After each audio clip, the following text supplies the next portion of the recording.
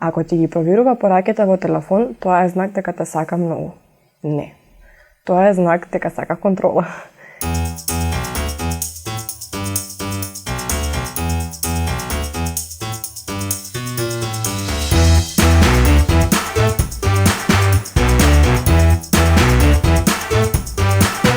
Здраво, јас сум Рита Беадини, новинарка и активистка. Здраво, јас сум Катерина, врсничка едукаторка по сеопфатно сексуално образование и исто така координаторка на младинската група во ХЕР.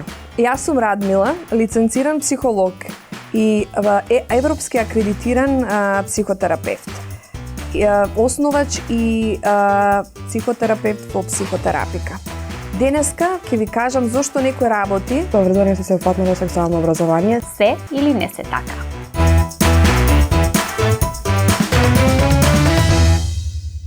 На часовите по сеопфатно сексуално образование се учи за секс. Не е така. Според мене, сексуалното образование ги учи тинејџерите да бидат одговорни и поотворени во однос на сопствените сексуални потреби и интереси, како и на каков безбеден и адекватен начин да ги изразат и реализираат. Воедно, пред се ги учи младите на поголема одговорност за сопственото сексуално здравје, ги запознава со можностите да имаат адекватен и позитивен однос со себе и со другите. Не е така, бидејќи во СС има само една од 7 компоненти кои се изучуваат, која го вклучува сексуалното и репродуктивното здравје. Me edukim seksual, në kuptojmë të mësohet edhe për dhunën në familje, mësojmë të kuptohet edhe për atë se si ta njohim dhunën, ta njohim trupin ton, të njohim sëmundjet seksualisht të transmetueshme dhe gjithçka tjetër. Воведувањето на сексуално образование во училиштата го поттикнува и нормализира тинејџерскиот секс. Апсолутно не е така. Бидејќи едноставно кога за нештото се зборува и кога веќе не е табуизирано, верувајте дека младите многу помалку го прават и учат кои се ризиците, учат што значи безбеден сексуален однос и учат дека тоа не е нешто што треба да се впуштаме во него туку навистина носат информирани и одговорни одлуки кои всушност значат и отпочнување со сексот многу подоцна. Nuk është ashtu, sepse është vërtetuar tashmë që edukimi seksual shtyn pragun kur adoleshentët fillojnë për herë të parë të kenë marrëdhënie seksuale. Ако ти ги проверува пораките во телефонот, тоа е знак дека те сака многу. Не. Тоа е знак дека сака контрола. Довербата е еден клучен дел од една здрава врска и тоа во ниту еден случај нема простор за проверување на телефон. Непочитувањето на приватноста, како и недовербата во односот, не се знак на љубов, туку на исплашеност и силна сигурност во односот. Кога некој не љуби онакви какви што сме, нема потреба да ја докажува, потврдува или поддржува со така наречени љубовни докази.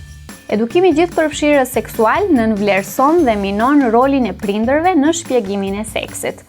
Nuk është ashtu, sepse jemi një zinxhir, prindërit dhe mësuesit së bashku ju mësojnë nxënësve, duhet të paktën të ju mësojnë nxënësve dhe fëmijëve ta njohin trupin e tyre, t'i njohin sëmundjet seksualisht të transmetueshme, të njohin fizionominë e trupit të tyre dhe gjithçka tjetër.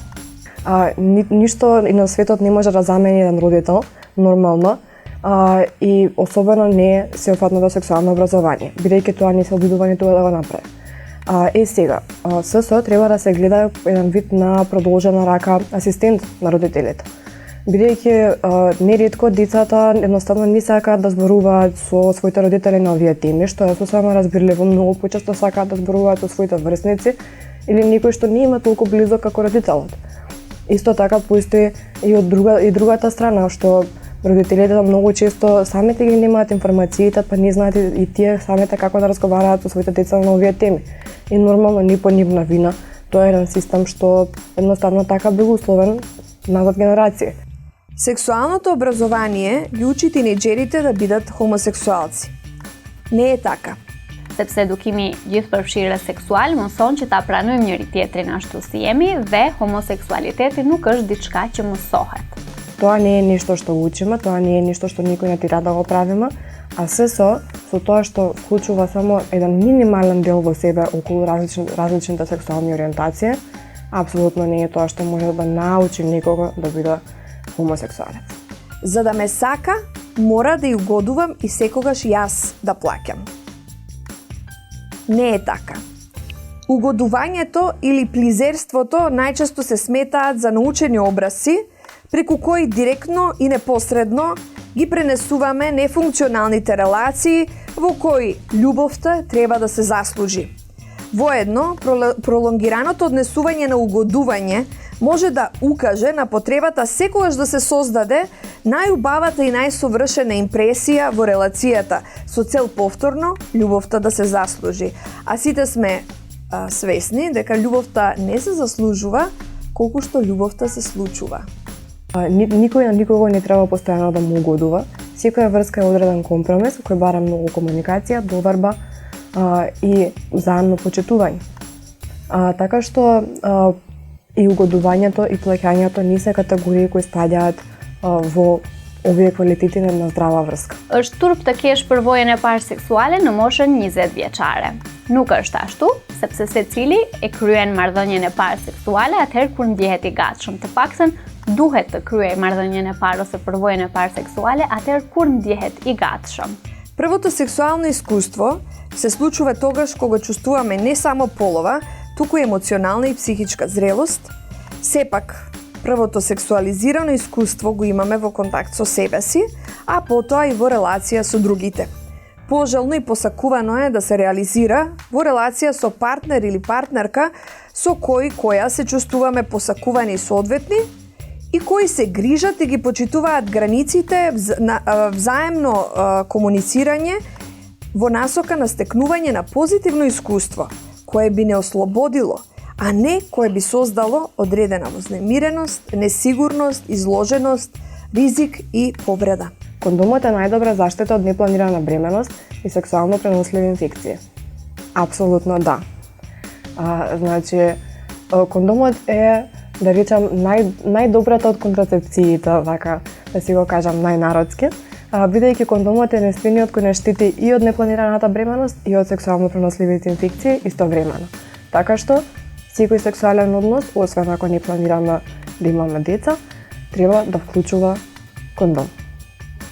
Është mirë të merren pilula kontraceptive pas çdo marrëdhënie seksuale për çdo rast, nuk është ashtu, sepse trupat tanë në fakt janë të ndryshëm, secili trup reagon ndaj pilulave në mënyra të caktuara dhe për çdo pilulë ose për çdo përdorim të ndonjë pilule ose mbrojtje duhet të konsultohemi gjithmonë me ginekologun. Ке можам да препознам доколку партнерот има сексуално пренослива инфекција? Не. Еден симптом, да речам, што е заеднички за сите сексуално преносливи инфекции е тоа дека најчесто немаат симптоми. И затоа е многу важно редовното тестирање и никогаш нема да познаеме дали нашиот партнер има некаква сексуално пренослива инфекција. Nuk mund të mbeteni shtatzën gjatë menstruacioneve dhe as nëse bëni seks në këmbë. Nuk është ashtu, sepse edukimi seksual gjithëpërfshirës na tregon që ka gra që kanë ngelur edhe shtatzën gjatë menstruacioneve dhe aq më pak nuk ka dallim qofse e bëni seksi në këmbë ose në krevat. Ова со спорачка положба навистина нема никаква врска, во секоја положба може да се остане бремена. Вистинскиот маж никогаш не плаче. Не е така. Прво, што е вистински маж? Дали постои невистински маж или пак лажлив маж? Ако вистинскиот маж е мажот кој не дозволува да се открие неговата слабост преку изразување на емоциите, тогаш да. Вистинскиот маж никогаш не треба да плаче, но ако вистинскиот маж е слободниот маж кој не ги негира, не ги потиснува и ги изразува адекватно и соодветно своите емоции тогаш кога ги доживува, тогаш вистинскиот маж е мажот кој има дозвола слободно да се изразува. На тој начин вистинскиот маж ги регулира изразот во однос на личноста со која што се наоѓа, контекстот и значењето кое што сака да го пренесе. Прашањето до вас е каков маж сакате да бидете? Исто, прашањето е каков маж можеме да толерираме или да прифатиме до себе си. Во секој случај, вистинскиот маж е креација на моралните дилеми и дебати во потрадиционалните системи. Секој од нас е човек и секој од нас го има истиот емоционален капацитет да чувствува, така што ако нешто чувствуваме, треба ги никогаш да се исплачаме. За да има сексуално вознемирување, мора да има физички контакт. Не е така. Сексуалното вознемирување постои кога нема физички контакт. Најчест пример е сексуалното вознемирување на интернет, на социјалните мрежи, во чет собите. И самите во нашата држава имавме огромен таков случај на масовно сексуално вознемирување кое се случуваше онлайн. Вознемирувањето е субјективно доживување и се препознава така што постои една тенденција на континуирано омаловажување и деградирање на личноста на другиот според одредена полова или родова припадност со цел добивање на моќ, сила и внимание кое на друг начин не може да се добие или оствари.